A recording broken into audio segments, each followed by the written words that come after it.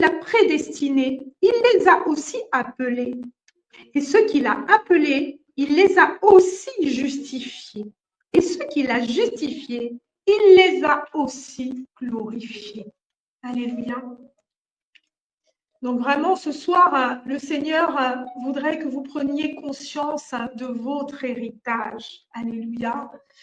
Ce soir, il veut se glorifier au travers de chacun de nous. Il veut se glorifier au travers de vous, au travers de votre guérison, au travers de votre délivrance. Il veut se glorifier. C'est ce qu'il veut.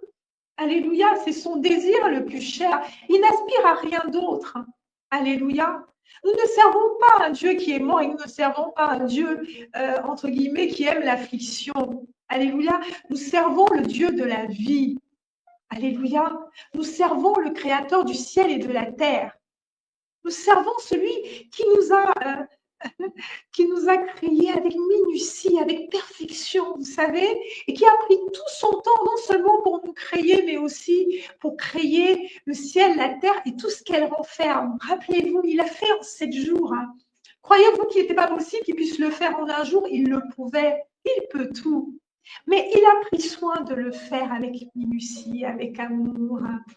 Amen. Avec compassion. Amen. Parce qu'il est la perfection même, parce que tout ce qu'il fait est parfait, tout ce qu'il fait est merveilleux. Alléluia. C'est pourquoi il dit qu'il souhaite que nous soyons parfaits comme lui, il souhaite que nous soyons saints comme lui. Alléluia. Ça coule de source. Si nous sommes ses enfants, normalement, c'est à cela que nous sommes appelés. Et c'est ce que nous devons être. C'est à cela que nous devons aspirer. Et avec l'aide du Saint-Esprit, c'est quelque chose qui peut clairement, au fur et à mesure, paraître à sa gloire. Alléluia.